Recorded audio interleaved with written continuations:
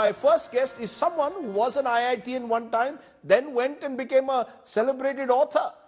Chetan Bhagat joining me. Appreciate your joining us, Chetan. We've just heard of the 25th student suicide in 2023 alone in Kota. Tragic death again of a young medical student dying of suicide. A 16-year-old girl who was appearing for her NEET exams or preparing for it in Kota. 25 and counting in just 1 year. What, to your mind, explains the scale of this problem, as someone who himself prepared for IIT years ago, of these students committing suicide in Kota? Yeah, thank you, Rajdeep, for having me. And it is indeed a very sad news for the 25th time this year. This is like a young child who I am 100% sure she had a lot of potential. I'm 100% sure if she had lived, she would have had happy days. She would have seen great moments, achievements, accomplishments, if only she didn't decide to take this step. And the entire family is devastated. Now, on your specific question on Kota, here's the thing. First, bitter truth we have to acknowledge before we get into Kota. There is some Kota specific stuff, that this is not just about Kota. A lot of students in India commit suicide. The rates of suicide in Kota will be higher because the concentration of students is higher, and the students are there for a very competitive exam, which exists all over the country. And there are suicides happening everywhere of kids this age, which should not happen. Now, if suicides in Kota are 30 per 1 lakh population and rest of India is 10-12, yes, that's something Kota specific. We'll discuss that. But those 10-12 per 1 lakh is also not a joke, because all over the country, kids are finding it too much. And when we come to Kota, Kota is like you can say a concentration of what an average Indian student is made to go through, especially if they come from a middle class background. They are expected to perform in exams which are designed to reject. It's not like if you're good enough, they will take you. They will only take 2% of people. They will only take 1% of people. They'll maximum take 3% of people. Things like that. Those are some of the selection rates in the IIT exam, NEET exam. So 96, 95% of people are going to be rejected. You know, it's just it's hard to imagine something as competitive. It's like one local train coming which can take 100 passengers on the platform, and there's 2,000 people or 10,000 people waiting, literally. It's like that. So you have a young child who's expected to perform in this. A lot of times parents send kids to Kota thinking this will give them an edge. It probably does. It makes your chances from 2% to 5%. But still there is a 95% selection rejection rate. And, parents often borrow money. Parents offer, mortgage their house, jewelry. All kinds of things do happen in India. Farmers take loans to send their kids to Kota, and the child feels extra pressure because of that. And then they just can't take it. At some point, they feel like nobody's listening to them. All their parents want is, not just parents, the world around them wants is doctor ban jao, engineer ban jao, which, seems to be the only two professions in the mind of Indian parents. No, but that's, Chetan, doctor ban jao, engineer ban jao, that mindset is not going to change in a hurry, unfortunately, in this country, it appears. What is the real solution then? What is the solution that you think can be there to, in a way, try and find ways to reduce the burden on these students? Okay, so there is firstly all kinds of solutions being proposed. Believe it or not, there was news articles on your news channel only of like the spring-loaded fans. One of the solutions in Kota is that the fans should be made such that they have springs so that you can't hang on them. That's obviously not a solution. Maybe there is some well-intentioned thought behind it, but solution will come if from 5 different sources, really.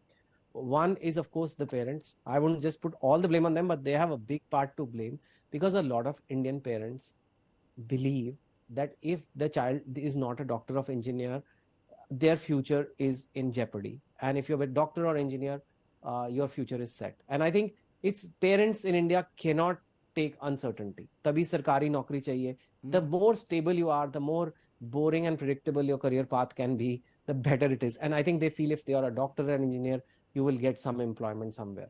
I'll give you numerous examples of underpaid doctors and engineers, but that's a separate story. The point is, take sectors like real estate, take sectors like media, take sectors like social media influencers, take sectors like, I don't know, like accounting, finance, banking. These are places where people make lots of money and they're not doctors and engineers, right? Real estate, you don't need to be doctor engineer, but you can make a lot of money if you're a great at selling real estate, for example. I'm just giving one example, but that never comes into the consideration. And parents feel that every child must become a doctor or engineer. It's not possible. Please stop having this. Not every child is meant to be doctor or engineer. I clearly was not, even though I was made to go through the grind. But now, having gone through, I can say that it's not for everyone, you know. And why push everybody like that, right? Secondly, I think a certain amount of course, will go to the policymakers, because they have to open more colleges, which are quite good, you know, like which if you look at the US, there is of course the Ivy Leagues and the near Ivies like Stanford, MIT, all these colleges, and then you have other good colleges like, for example, UCLA or Tufts University. I mean, you have all these which are like A minus, B plus kind of colleges, which are also considered good, but they are not as hyper competitive. Their selection ratio will be like 10%. Then you have the 20%. In India, you don't have that. It's the same. I'm so, it's the same Stephens College, which when you were growing up, it's the same physics honors, same economics honors, same number of seats, but the number of students applying has multiplied. You know, we don't have a night shift at St. Stephens. We don't have 10 St. Stephens in the country. Why?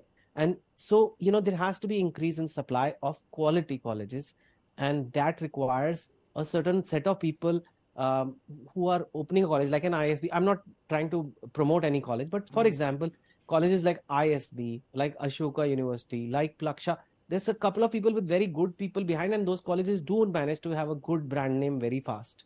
So some things we know the path, but we need to increase that supply of seats, right? And then third, the companies who go and hire, they only want to go and hire from IIT. You know, you're from Unilever, you want people to sell your toothpaste or whatever, great. Do you have to go to an IIT? Why can't you go to any other college and pick up good students there? Because these companies who give the jobs, they only go to those colleges. So every student says, if I don't get into this college, I don't get the job. Then, of course, it comes down to students also. You know, the students who are last thing, the students who decide to take this step. I want to say that, you know, life is difficult. Life is difficult, beta, or whoever it is. I'll say this. I say this to my own kids. Life is hard. So it will be hard to study for an exam, and you will face rejection. You will face disappointment. You think like Rajdeep has got every interview he ever wanted from people. You think people have not slammed the phone on his face. You think I have had every, I don't know, book of mine made into a movie, and like people have not slammed the door on me. It has happened. My books didn't. So all kind of rejections will come. You got one rejection early in life, and now you may not become a doctor and an engineer. Now you become a symbol of that person that who didn't become a doctor engineer but still became successful. You can choose that choice rather than saying everything is over, I'm going to throw my life away.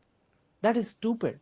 You're going to see love, you're going to see childbirth, you're going to see, you know, opportunities that you can't predict right now. I can't tell you what is going to come for you 5 years later, but something will happen. And if you say that I'm going to like just end everything and this is the last step, that's not good. So sorry, that's a very long answer. But it is a collective responsibility. It is a big problem. There is no easy fix. You can't just say shut off lights in Kota and everything will become okay. वो नहीं होने वाला है ना.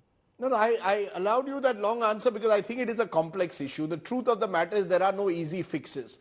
But you know, the manner in which governments respond to, just look at the numbers first in Kota. There are at least 4,000 student hostels, over 40,000 paying guest facilities, and an entire industry has come around it. It has become a factory. And then in this hyper competitive environment, when you've got these students in one place, it is going to create, problems where there seem to be, at least you need some short-term solutions. They cannot be putting a springboard on a fan like the Rajasthan government has done. What can be done now to ensure that at least some of this suicide rate goes down? Fair enough. And okay, so these are long-term solutions and they needed to be put out there. But yes, as something that could work very fast, we can make it compulsory for coaching classes to have mental health professionals or counselors or something who keep tabs on students and on the parents. You have to remember, if it's a minor committing suicide, they are minors. They don't have the agency. They're not adults to make decisions for themselves. And anybody committing suicide is not making the right decision. But clearly, the parents are responsible for the children. Just because your child has gone to Kota to study doesn't mean your responsibility is over. So the parents also have to be counseled. One is you talk to the child, but it should be made little compulsory that once a month check in with the parents with some input from the teacher. Listen, your child is not performing as you want him to. Don't cry. It's not the end of the world. Something will work out. And telling the child also, it's okay as long as you're trying your best. These are your other options. If you can have people at coaching centers, I know it's not their primary mandate, saying if you are the 95% who didn't get in, here are some other paths for you. They may not be as beautiful as you would like them to be, but here's the next step for you, so that they don't think the next step is to find a fan. And the same thing for parents, and this can be at least compulsorily done. Like, you have to do, just as you have physics, chemistry, maths, you have mental health once a week, once in 2 weeks. It's okay. And the parents have to be on the call, because the parents are the one who are putting the guilt screwdriver from behind. No, that's a solution. Having mental health guidance right through for any coaching center as mandatory perhaps. But a final question. You went to IIT when? A couple of decades ago? Was it as competitive then?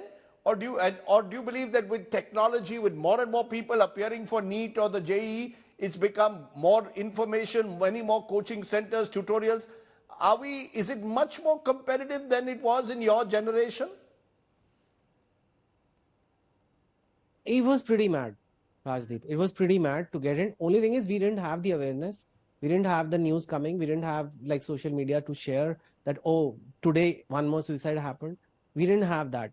And of course, maybe because of the lack of the news that, okay, this child made it, this child got a 1 crore salary out of IIT, this child created a unicorn out of IIT, all that pressures weren't there, right? It was just like, okay, IIT is a good college, study for it. But it was pretty damn hard. Even then, it was hard. We didn't have a Kota, was just kind of starting. I didn't go there, but it was just kind of on the early stages. So we didn't have the kind of dedication that you just send for me, I've been to Kota, God bless. I have many clients there. Many institutes have called me for talks and everything. So no offense to them. But when I see how difficult it is to survive there for a 15-year-old, I wouldn't send my child there.